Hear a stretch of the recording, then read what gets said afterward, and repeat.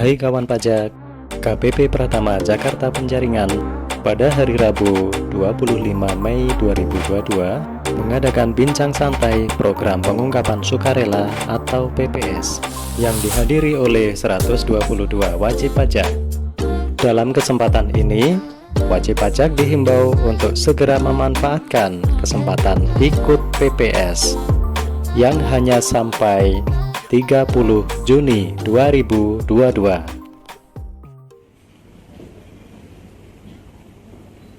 Selamat siang ini Mas Rahmat Jainal Alfian. Namanya cukup panjang ini ya Mas ya? Iya benar Mbak Bika. Kalau diperpendek aja atau nama panggilannya siapa ini? Biar lebih gampang mungkin ya Bapak Ibu sekalian. Jadi nanti kalau mau konsultasi ke kantor itu langsung saya maunya sama. Nah sama siapa ini Mas panggilannya? Nama saya Rahmat Jainal Alfian. Iya.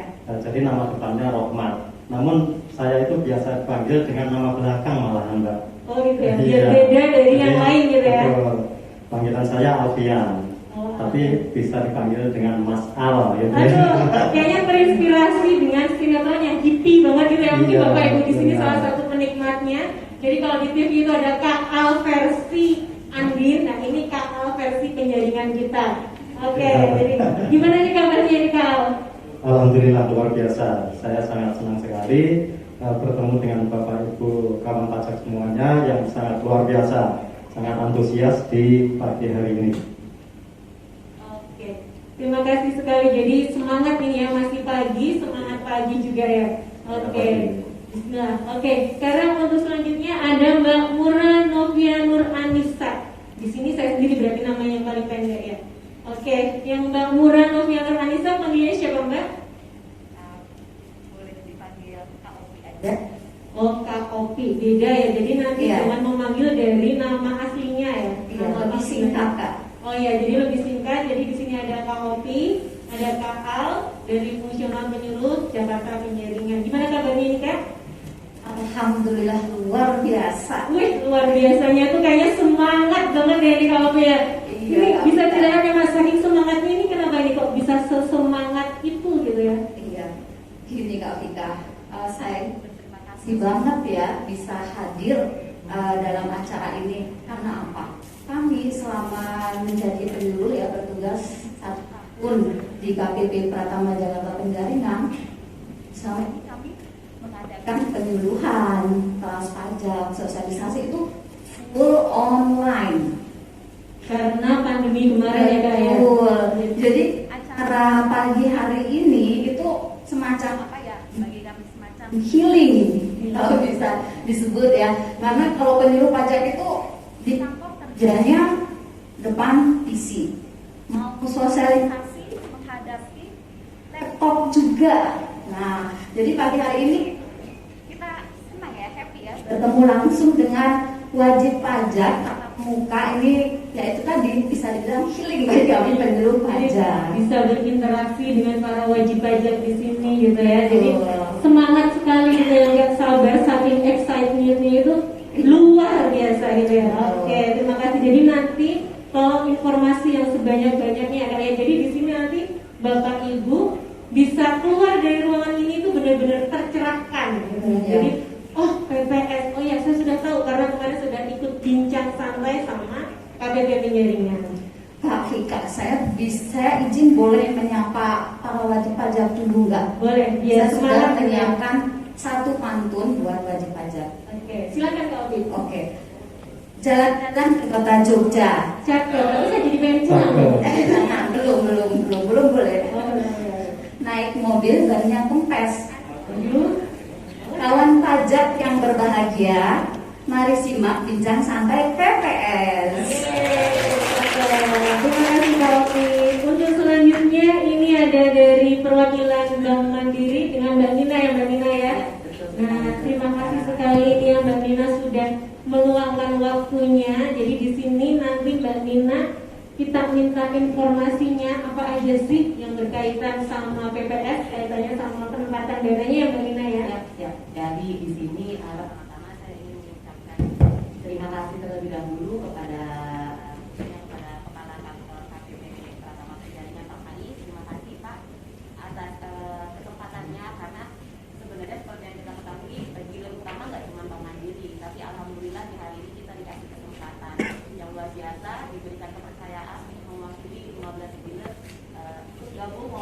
balik ini bantu memberikan informasi terkait PPS ini. Tapi biasanya nanti pastinya nanti akan kita bantu juga dalam rangka komunikasi terkait PPS.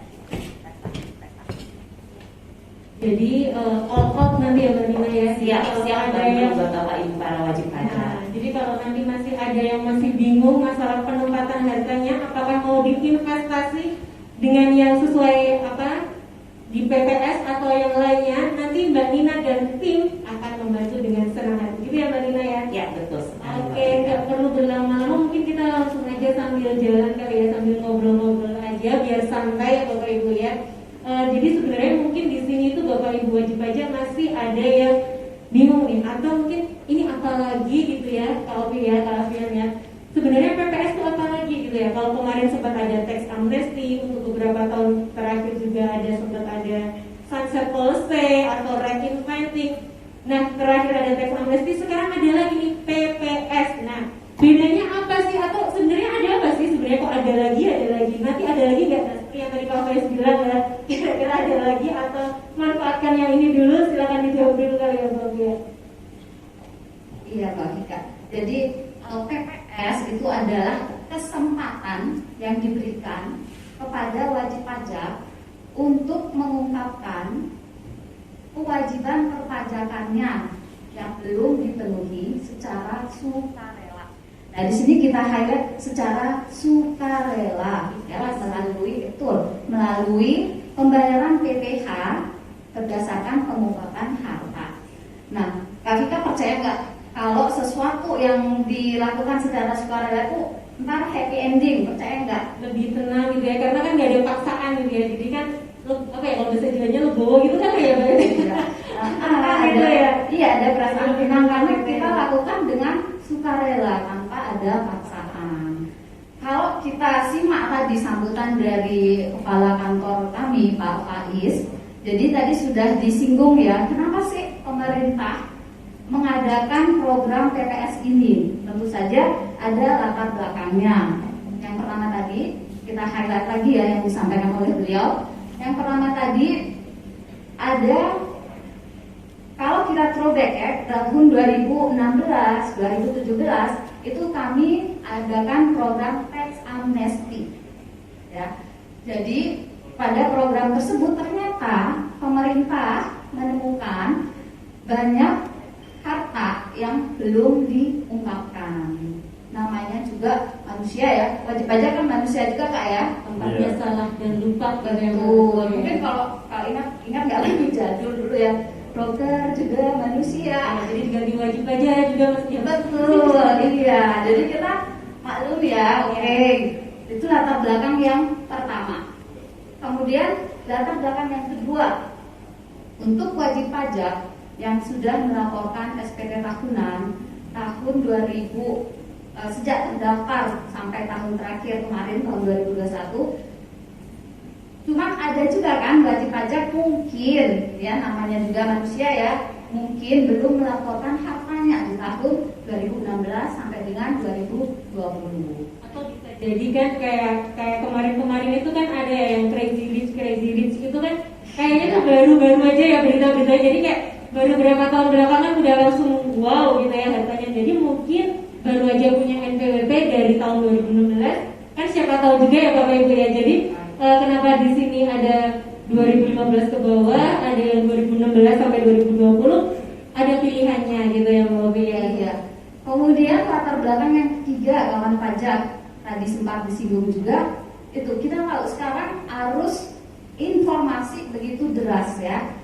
Sekarang ada automatic exchange of information, di mana otoritas pajak negara Indonesia dalam hal ini DJP itu memperoleh data dari negara-negara lain terkait warga negara yang mempunyai harta di luar negeri. Belum lagi hilap instansi, lembaga, asosiasi dan pihak lain seperti misal OJK, Samsat, bank, perbankan, ya Mbak, itu menyuplai data kepada kami setiap bulannya. Jadi nggak bisa sembunyi-sembunyi lagi. Jadi langsung diungkapkan aja daripada ketahuan sama DJP. Kan kalau ke gap gitu nggak enak ya Mbak Ovi ya. Iya. Jadi lebih enak kalau ini loh saya punya ini, saya punya harta ini, rumah yang mewah ini, lebih enak kalau dibuka aja gitu ya. Iya, sukarela tadi kata kuncinya Iya, sukarela, biar endingnya terpaksa gitu happy ya. ya, endingnya Siap, happy. siap.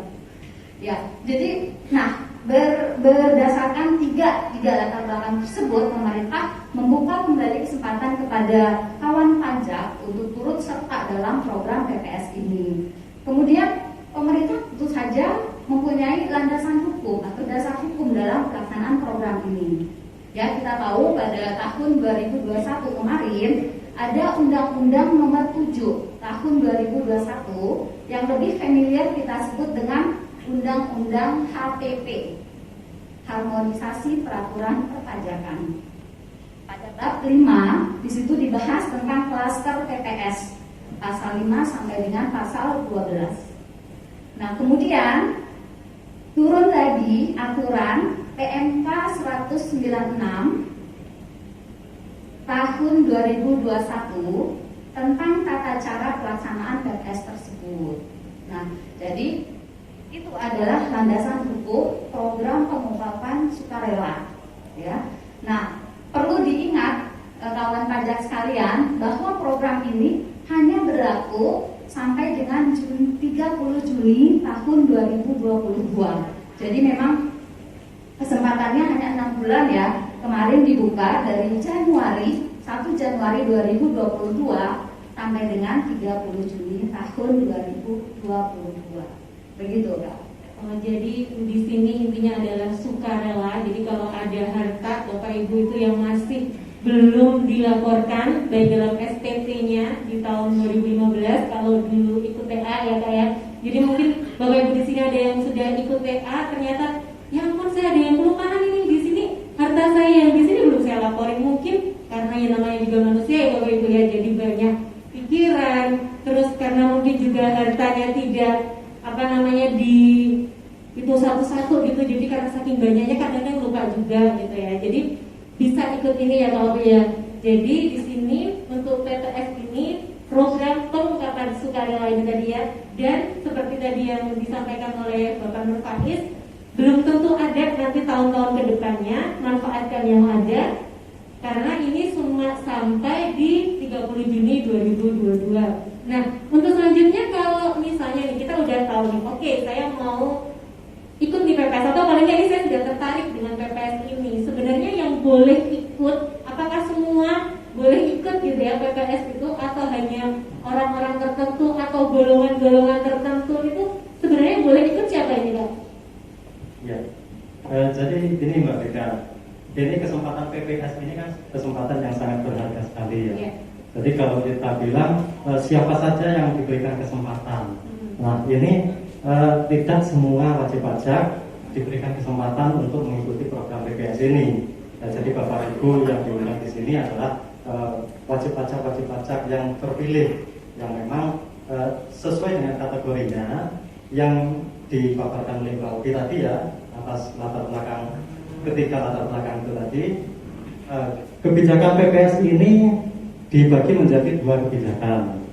Yang pertama sesuai dengan latar belakang, yang pertama yaitu yang dulu wajib pajak yang sudah mengikuti tax amnesty di tahun 2016-2017, kita sebut aja enaknya apa ya, mantan gitu ya,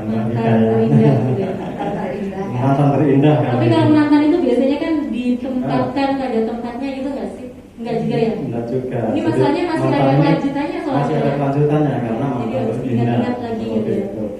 Nah, jadi mantan peserta PPS di tahun 2016 kemungkinan dahulu pada saat 2016-2017 pada saat program tax amnesty itu bisa jadi pada saat itu hartanya belum diinventarisir semua. Mungkin yang diungkapkan dalam SPH yang dahulu itu misalkan emas ya. Nah, emas hanya sebagian aja, yang sebagian ternyata masih ketinggalan di bawah bantal kan gitu. Jadi di program PPS ini diberikan kesempatan lagi. Iya betul. Ini masuknya di kebijakan pertama. Untuk basis datanya yaitu di perolehan harta di tahun dari 1985 sampai dengan 31 Desember 2015. Nah, jadi ini masih ada kaitannya dengan tax amnesty yang terdahulu. Kemudian untuk yang kebijakan kedua yang dilatar belakangi dari harta-harta yang perolehannya 2016 sampai dengan 2020, nah, mungkin pada SPT tahunan pajak 2020 masih belum dilaporkan seperti itu. Jadi ini untuk yang kebijakan kedua ini kan kalau pengisian SPT itu kan harus ada 3 komponen utama ya yang diisikan, dilaporkan di situ: penghasilan, harta, dan utang. Jadi kaitannya antara penghasilan dengan penambahan harta ini kan harusnya klop ya Mbak Vika ya. Apa yang sudah diungkapkan di dalam SPT tahunan sudah dilaporkan, berapa penghasilannya dengan berapa penambahan harta itu kan harusnya ini ya sudah klop, sudah besarnya sebanding kan gitu. Namun tidak menutup kemungkinan mungkin masih ada harta-harta yang belum dilaporkan di dalam SPT tahunan tahun 2020. Nah itu masuknya ke kebijakan kedua. Ada perbedaan untuk kebijakan yang pertama dengan yang kebijakan kedua. Nah ini untuk yang peserta TA itu kan dulu orang pribadi maupun badan. Namun khusus yang kebijakan kedua ini hanya untuk orang pribadi saja. Nah, jadi ini merupakan kesempatan yang diberikan kepada wajib pajak yang memang memenuhi kriteria tersebut sesuai dengan yang diatur di PMK 196 2011.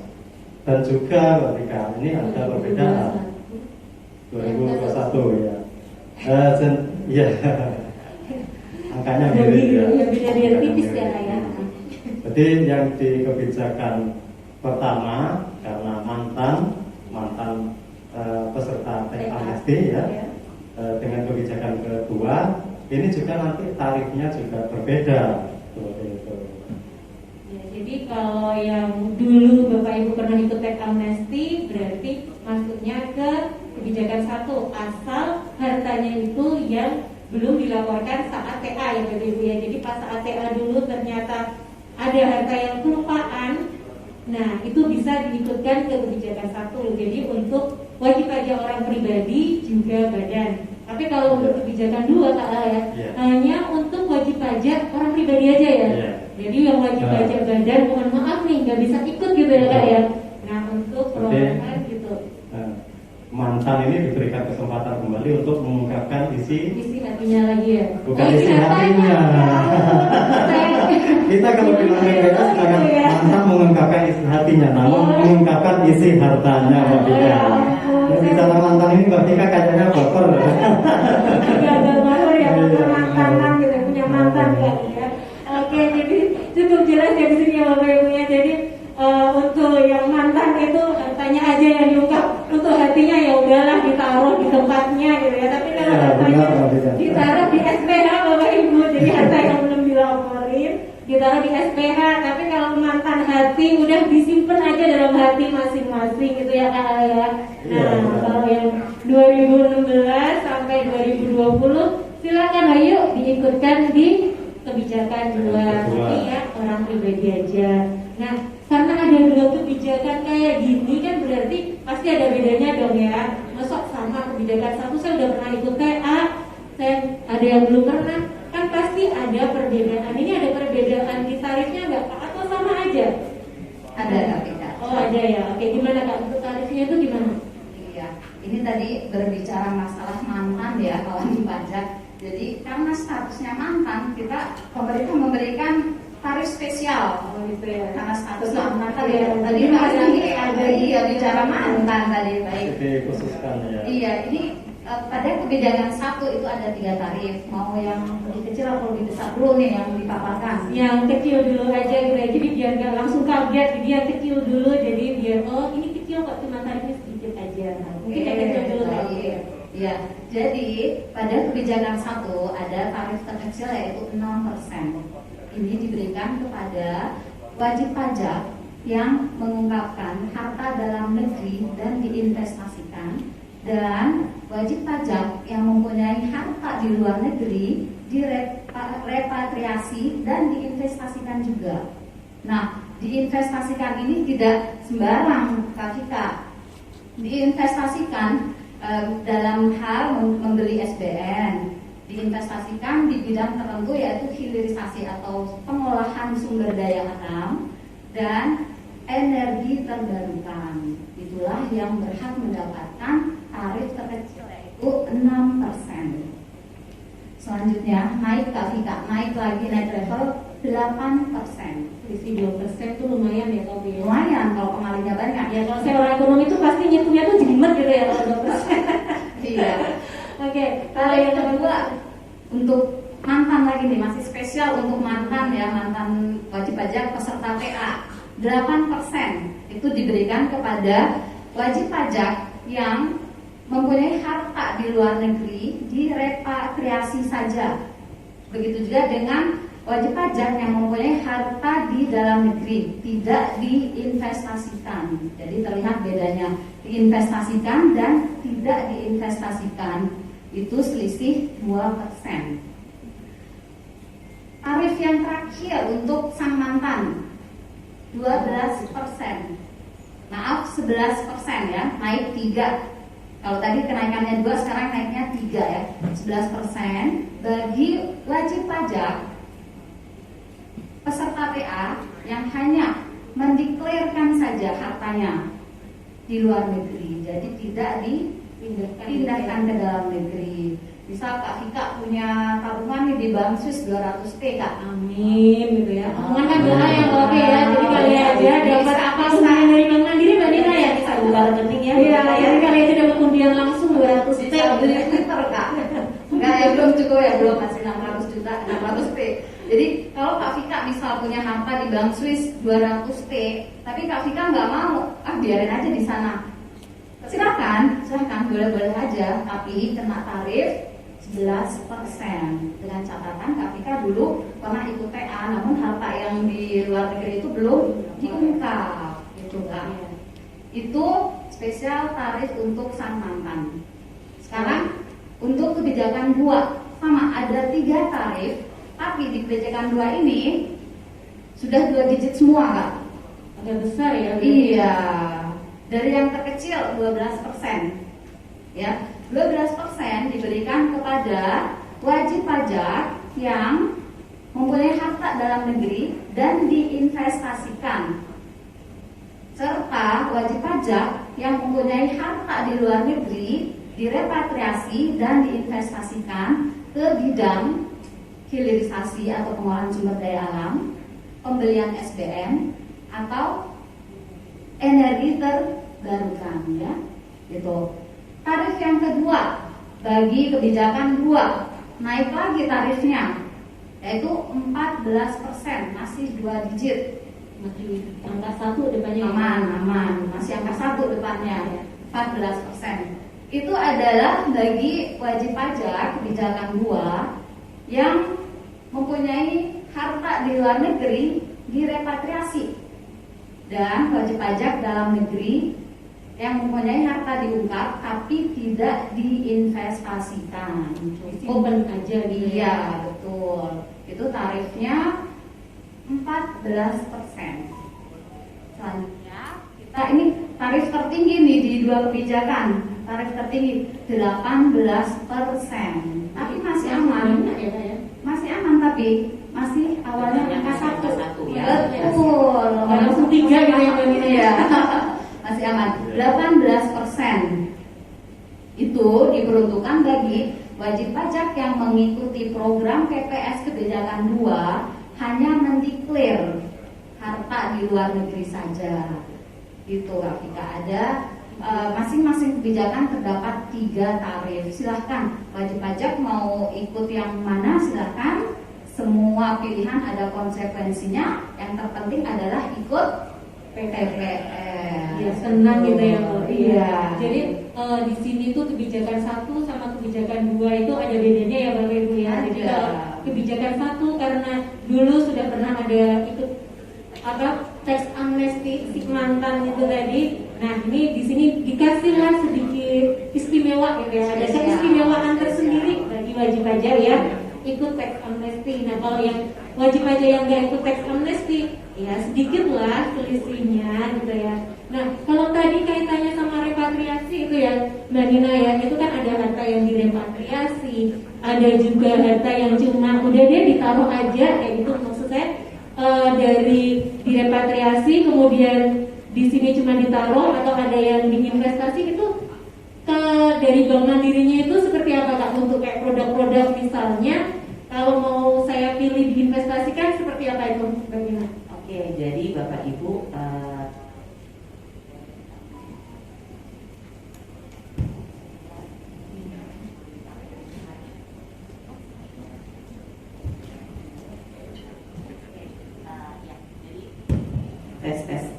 Bapak Ibu, jadi menjawab pertanyaannya Mbak Tika terkait repatriasi luar negeri. Jadi di sini mungkin Bapak Ibu yang punya harta di luar negeri yang merasa ditaruh di luar lebih cuan, lebih memberikan hasil profit yang lebih baik gitu. Mungkin bisa jadi pertimbangan Bapak Ibu untuk mengembalikan lagi ya harta yang dari luar negeri ke dalam negeri. Kasih yang pertama-tama terkait repatriasi. Untuk program PPS ini, boleh next slide ya Pak? Ya. Jadi untuk program PPS ini memang betul dan diinformasikan Mbak Vika sebelumnya bahwa dan Bu Owi juga bahwa ketika Bapak Ibu mereinvestasikan kembali harta yang di-declare maupun yang direpatriasi, itu akan mendapatkan tarif yang lebih besar sebesar 6% atau 12% terhadap kebijakan atau kebijakan 2. Nah, di sini untuk produk investasinya sendiri itu sifatnya khusus dalam hal hilirisasi SDA dan juga renewable energy. Sehingga ketika Bapak Ibu mau invest itu tidak bisa sembarang investasi di mana-mana, gitu sudah ditetapkan oleh pemerintah. Nah, kalau dari sisi perbankan, nanti kami akan membantu Bapak Ibu untuk menginvestasikannya kembali di dalam SBN atau surat berharga negara. Surat berharga negaranya pun sifatnya private placement atau khusus, jadi tidak sembarangan orang bisa ikut dan tidak sembarangan orang bisa jual, hanya bisa di 15 dealer utama saja. Itu yang pertama. Terus yang kedua, SBN seri khusus ini juga hanya boleh diikuti oleh Bapak Ibu wajib pajak yang mengikuti program PPS ini. Jadi kalau ada orang luar yang nggak ikut PPS mau beli seri SBN ini tidak bisa. Ini tertutup hanya untuk Bapak Ibu yang mengikuti program PPS. Kemudian fitur-fiturnya apa aja sih untuk investasi di SBN khusus ini? Nah, fitur-fiturnya yang pertama sifatnya fixed rate atau mendapatkan kupon tetap selama produk itu masih berlangsung sampai jatuh tempo. Yang kedua, tenornya beragam, ada yang 6 tahun untuk yang rupiah, ada yang 10 tahun, ada juga yang 20 tahun, itu beragam. Yang ketiga, currency-nya ada yang rupiah kalau memang hartanya sudah di rupiah, atau kalau yang direpatriasi dari luar negeri dalam bentuk falas itu ada dalam bentuk currency USD. Dan yang terakhir, sama seperti SBN lainnya, ini bisa diperdagangkan, tapi mengikuti dari ketentuan PPS bahwa untuk program investasi ini baru bisa diperdagangkan atau dipindahkan ke produk lain minimal 2 tahun. Jadi baru beli setahun nggak bisa langsung di trading ke produk baru atau ke produk yang satu lagi nggak, tapi minimal 2 tahun baru bisa di trading. Kemudian jadi untuk mekanisme private placement-nya sendiri itu dibuka per bulan oleh Kementerian Keuangan. Kami dari pihak perbankan akan membantu Bapak Ibu dalam rangka pemesanannya dan juga dalam rangka mendapatkan settlement-nya. Nah, untuk private placement-nya sendiri per bulan itu berbeda-beda gitu. Dan seperti yang Bapak Ibu lihat di layar, kalau Bapak Ibu lihat dari bulan Maret, April, dan Mei itu beda-beda produk yang ditawarkan oleh Kementerian Keuangan. Kita dari pihak perbankan sifatnya hanya memberikan informasi terkait produk apa yang mau dijual, itu tetap kebijakannya dari Kementerian Keuangan. Dan ini contoh-contoh produk-produk dari Kementerian Keuangan seri SBN khusus untuk program PPS ini. ada. Dan kalau untuk yang valuta dolar sendiri itu dia setahu saya tidak setiap bulan ada, dia itu biasanya 2 bulan sekali baru ada gitu. Jadi di bulan Maret sudah dibuka seri rupiah, kemudian April sudah dibuka FR dan juga seri USD FR 003 US dollar, bulan Mei dibuka mata uangnya rupiah. Dan di sini juga saya mau menginformasikan kepada Bapak Ibu bahwa kami dari dealer utama dari Kementerian Keuangan diberikan kuota hanya 50 per bulan, 50 wajib pajak yang mengikuti PPS yang boleh ikut serta dalam private placement. Jadi sangat terbatas sih sebenarnya untuk mengikuti private placement. Cuman kalau misalkan Bapak Ibu kan tadi seperti yang Obi bilang bahwa ada lagi nih yang naik 2% yang agak lebih mahal gitu. Kalau yang di kebijakan 1 6%, di kebijakan 2 dia 12%, tapi ada yang di atasnya yang tengah yang 2% lebih mahal, yang 8% dan juga 14% yang dibilang tidak diinvestasikan. Memang betul dia lebih mahal sebenarnya 2%, karena diketahui yang orang pajak tahu kan tidak diinvestasikan. Cuma di sini kita dari pihak perbankan bisa ngasih win-win solution nih, karena kan kalau untuk private placement ini sendiri sifatnya sangat terbatas. Kita dari dealer utama Bank Mandiri yang sebesar ini cuma dikasih kuota hanya 50 orang. Itu pun juga setelah dapat 50 orang nanti kita juga harus ikut lelang lagi di kementerian, belum tentu juga Bapak Ibu dapat. Jadi makanya untuk menghindari ketidakdapatan produk private placement ini, kita bisa kasih saran kenapa enggak sih Bapak Ibu juga bisa masuk ke produk-produk lainnya. Memang bayar tarifnya 2% lebih mahal, tapi nanti kita dari Bank Mandiri juga bisa kasih solusi produk-produk yang mungkin bisa ngasih kupon atau return lebih bagus daripada ini. Kayak misalkan nih FR94 kuponnya 5,6. Kita bisa tawarin ke FR yang lain, misalkan FR80 kan kuponnya 7,5, 5,6 sama 7,5 udah bisa selisih sekitar 2%. At least itu bisa mengcover dari 2% yang lebih mahalnya tarifnya itu. Mungkin seperti itu sih yang bisa saya sampaikan terkait. Terima kasih Mbak Nina.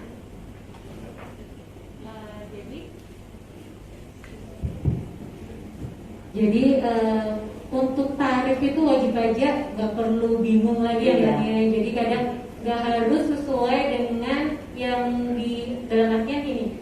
Kita nggak harus SBN yang ditentukan dengan Kementerian Keuangan. Jadi nanti dari pihak Bank Mandiri akan membantu dengan senang hati. Kalaupun misalnya nanti wajib pajak itu memilih untuk menggunakan produk yang lain. Betul. Nah nanti bisa jadi disiasatin. Iya bisa disiasati. Jadi secara ekonominya pun nggak ada masalah. Tapi yang berhasil cuan intinya. Nah, intinya seperti itu. Jadi Jadi sampai udah balik ke sini tapi nggak jadi cuan. Iya, kayak bocor. Nah nanti kita bantu. ya sama-sama enak gitu ya Mbak Betul. Nina ya. Jadi kita Oke. senang-senang. Jadi seperti itu Bapak Ibu, jadi nggak perlu khawatir lagi. Nah nanti kalau misalnya Bapak Ibu mau konsultasi secara private nih di sini Bank Mandiri ada buka meja ya Mbak untuk Ya, konsultasi. Jadi tapi nanti di sini di forum ini pun Bapak Ibu bisa tetap bertanya dengan narasumber kita. Jadi nggak perlu harus nunggu acara selesai kemudian di meja konsultasi. Di sini pun nanti dalam acara ini, selama acara berlangsung Bapak Ibu bisa tetap bertanya dan ada door prize yang menarik yang menanti Bapak Ibu wajib pajak gitu ya. Jadi jangan sampai terlewatkan door prize-nya gitu ya. Oke, untuk yang selanjutnya nih, kalau tadi udah PPS udah tahu tuh latar belakangnya.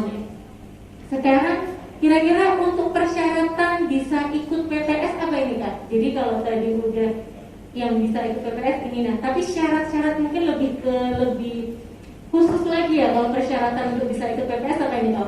Iya, tentu saja Kak Vika, ketika kawan pajak ingin berpartisipasi dalam program ini, tentu saja ada syarat-syarat yang harus dipenuhi terlebih dahulu. Yang pertama, tadi ya berbicara masalah mantan kebijakan 1 itu WP TA ya, yang dulu pernah ikut TA. Untuk kebijakan 2 itu adalah tidak sedang diperiksa, Nggak boleh diperiksa. nggak boleh tidak sedang diperiksa atau dibuka untuk tahun pajak 2016 sampai dengan tahun 2020. Kemudian persyaratan yang kedua itu tidak sedang ini dalam proses penyidikan, dalam proses peradilan, atau sedang menjalani tindak pidana perpajakan. Harus clear dari hukum itu ya Kak? Iya, harus clear. Itu adalah syarat. Kemudian ada syarat umumnya juga, Kak Vika. Apa itu kalau tidak? Syarat umumnya tentu saja yang pertama harus ber-NPWP.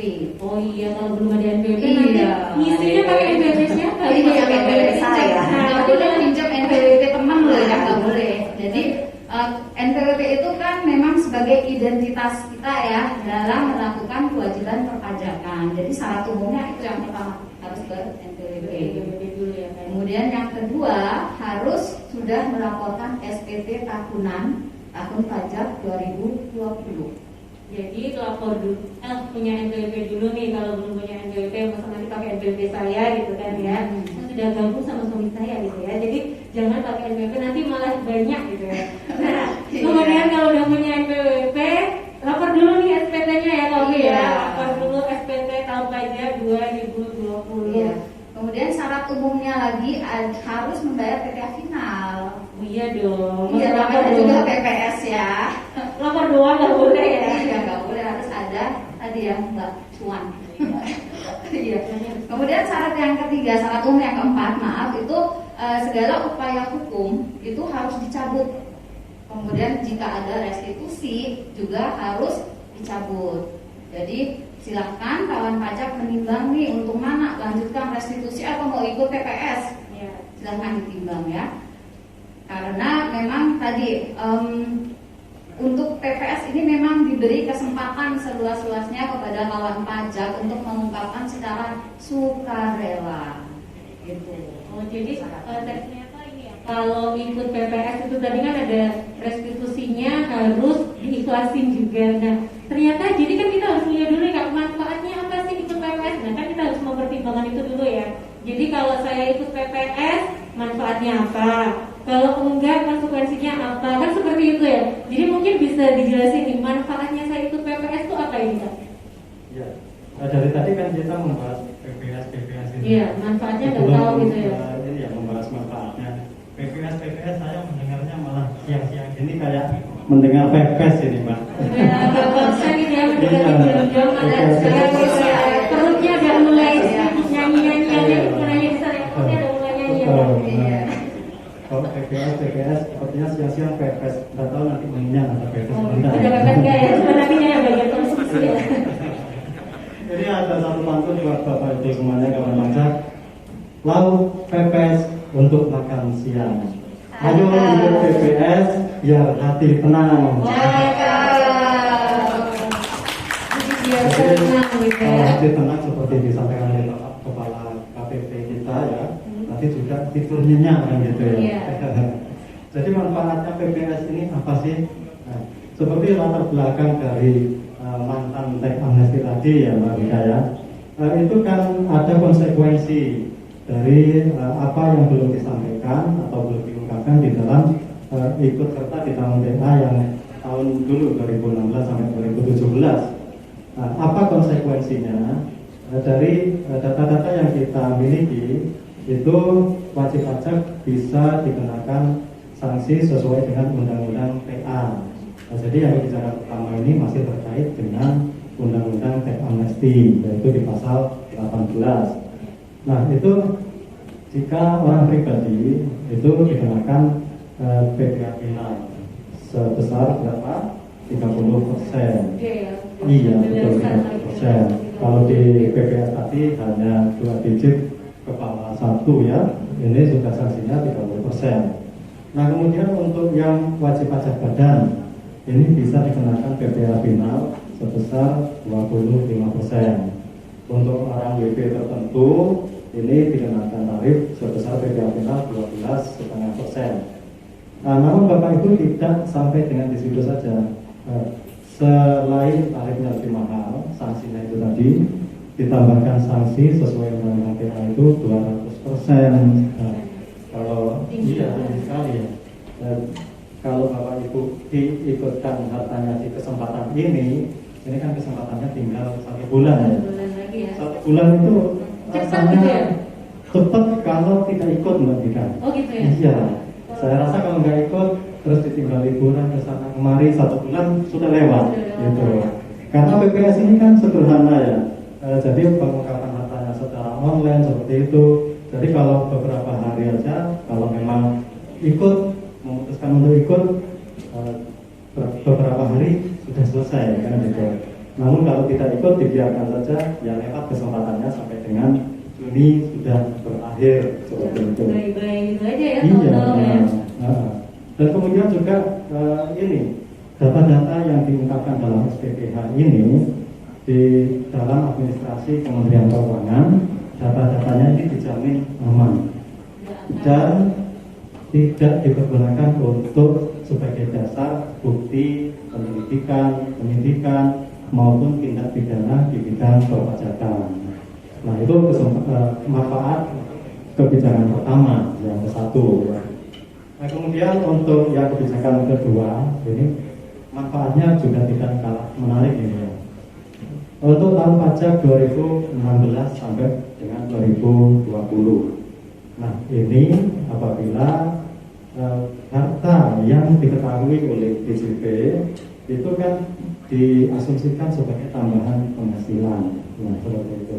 Nah, berdasarkan PP 36 2017 ini akan dikenai PPh final sebesar 30%. Gitu. Itu belum lagi ditambah sanksi dengan 15%. Gitu. Jadi kalau ditimbang daripada terkena tarif yang lebih besar tersebut, lebih baik kan ikuti PPS. Iya, betul. Belasan juga ya Kak ya. Iya, dan juga ini apabila sudah dimasukkan dalam BPS, dipesertakan. Nah, ini untuk tahun pajak 2016 sampai dengan 2020 itu sudah tidak dikenai ketetapan lagi. Nah, ini yang menarik. Jadi kaitannya dengan makan siang dan PPS ini tadi ya, hati tenang. 2016 sampai dengan 2020 Bapak Ibu yang sudah melakukan ikut serta dalam BPS di kebijakan kedua itu sudah tidak dikenai ketetapan pajak lagi. Itu meliputi PPh, PPN maupun PPh pemotongan pemungutan. Jadi kan manfaatnya besar sekali ya. Untuk keamanan datanya kebijakan 1 dan kebijakan 2 juga sama. Jadi untuk data-data yang diungkap di dalam SPPH ini tadi sudah tidak bisa dijadikan dasar bukti untuk penyelidikan, penyidikan maupun tindak pidana di dalam perpajakan gitu. Jadi kalau saya sendiri ya, misalkan di Mbak Vika ya, Mbak Vika punya apartemen di Singapura misalnya ya, ini misalnya kira-kira dengan dipaparkan manfaat seperti itu kira-kira ikut nggak Mbak Vika ya? Ikut dong, jadi nanti kan saya tinggal selfie dengan apartemen saya, itu tuh saya lebih tenang gitu ya Bapak Ibu ya. Jadi kalau saya mau pamer di medsos saya, ini loh mobil saya Lamborghini, bisa flexing nah bisa flexing, tidurnya juga nyenyak, nggak sampai ke bawah mimpi ya Mbak Nina ya. Jadi selain tadi manfaatnya nggak akan diperiksa atau nggak ada diperiksa 5 tahun loh Bapak Ibu, nggak akan diperiksa untuk tahun pajak 2016 sampai 2020. Itu kan wow banget gitu ya, nggak akan diutak-atik lagi itu hartanya, penghasilannya dari mana, itu udah yang udah tinggal bubuk manis, nyenyak, bisa selfie dengan hartanya. Ini loh saya punya ini, lu punya akte, kan seperti itu juga ya. Jadi lebih tenang aja hidup, lebih santai gitu ya. Nah tapi di satu sisi tadi yang sempat dibahas sama Mbak Ovi, kalau kita ada restitusi juga diikhlasin, jadi mulai dari nol ya Bapak Ibu. Jadi yang kita nggak akan meriksa Bapak Ibu, kalau ada restitusi ya tolong diikhlasin biar sama-sama enak. Jadi seperti itu. Jadi kalau mau ikut PPS yang mau restitusi berarti tolong diikhlasin gitu ya Bapak Ibu ya. Oke, nah dari nol gitu ya. Itu kayak isi BBM gitu ya. Iya, dan habis lebaran juga kan kan? Iya, kosong-kosong gitu ya. Nol ya. Iya, kantongnya juga kosong habis lebaran itu. Oh gitu ya. Yang banyak anak-anak gitu ya, banyak anaknya ada uang gitu ya.